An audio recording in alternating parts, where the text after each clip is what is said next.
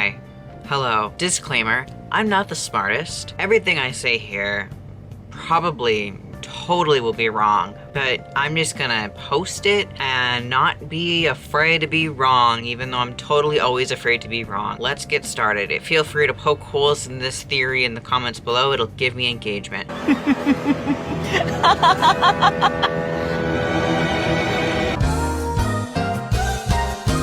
The first part is going to be about Scaramouche and his relation to Ball. I don't know if I'm saying that right, so I'm just gonna say the Raiden Shogun. So when we talk about Scaramouche, the first thing we have to talk about is the Cup of the Pale Flame set. He was born with a face fairer than any other, destined to a long life in a hollow will. He was a transcendent being, divinely created, but he was cast aside like a worthless dross. Yet, due to an error that cannot be known, he roused himself from slumber and began to wander the mortal realm. Before the Fatui found him, he had drifted for countless years, and in that time, this is what his experience had taught him. I am a human who surpasses all others. Even the gods daren't meddle in my fate. Neither mortal nor god nor fate itself is qualified to be my judge. I am free to choose how I wish to spend the remainder of my days. Since these mask-wearing people are so fun to be around, I think I'll become one of them. One of the big things there that we need to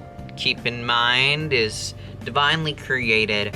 That whole thing just basically it means that he's connected to the divine, okay? Cool. Second thing we need to take into account when saying he has a connection to the Raiden Shogun is his eyes, or their eyes are similar or the same or whatever. And the only other characters that have this are Barbara and Jean. Not to mention the last one. This is less of a strong argument as the rest of them, but also his hat is based off of a hat worn by noblewomen to hide their faces. It doesn't hide his face like those hats do, but maybe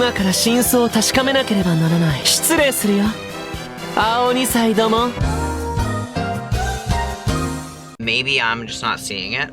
I mean, I did look it up on Twitter to see if I was the only one.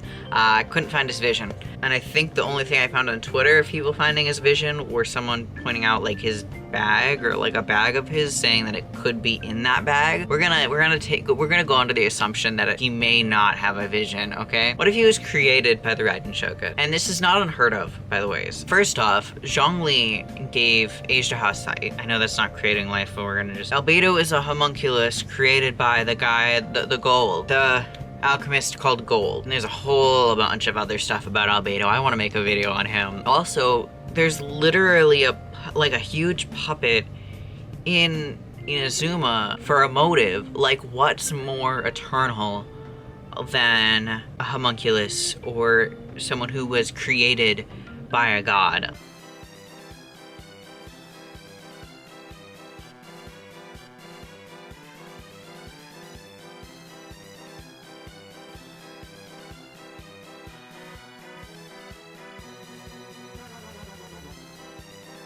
And I've seen people say, if Scaramouche doesn't have a vision, he can't be a playable character. And that's not even true, because Zhongli doesn't have a vision, Venti doesn't have a vision, Raiden Shogun doesn't have a vision. If he doesn't have a vision, he still can be a playable character as long as he has powers that can be used. The mask on the top of his hat, he has his hat and then he has a mask on the top of it. This took me the longest to try and find, and this may not be very accurate, but this is the best I could do for figuring this out. So this is the mask, and this is the closest I could find for what it means. It's either just not human or a ghost. Neither of them are exactly it, but like they're the closest to it. And I actually found that because I was looking into if he could be related to Sarah, because I was like, okay, if they're gonna be related, he'd probably be a Tengu. But there's no real relation between him and being a Tengu. He managed to extricate himself from the dream on his own strength? How is that possible? Just because you are powerless to do something does not mean that I am. He is an extremely powerful individual. I sensed it the moment I looked at him. He's far more powerful than you'd imagine.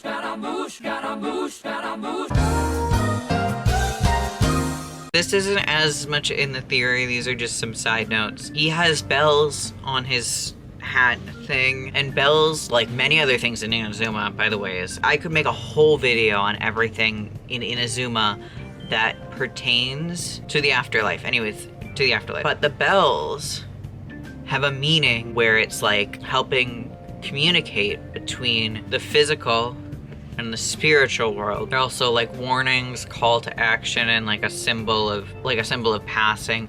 Also, it reminds me of that scene in Naruto where Itachi is going to Konoha, and he uses it on his hat when there's like a fog. Also, according to the Pale Flame set, he is like one of the only, so far, he's the only harbinger we know that's like, he took the initiative to join the Harbingers. Everyone else has been recruited by someone else. He's the only one who went and was like, yeah, they're kind of cool. I guess I'm gonna join them. I don't have to. They didn't ask or anything, but like the people with the masks and the hats and shit, like they seem cool. All right, I will see you next time. Comment, like, subscribe, and leave your ideas for this below because I would love to hear what you think. I have been looking into this way too long. My brain is fried, and I would love to hear better opinions than mine. Or just better ideas than mine that I may not have found by just brainstorming and shit. Okay, bye.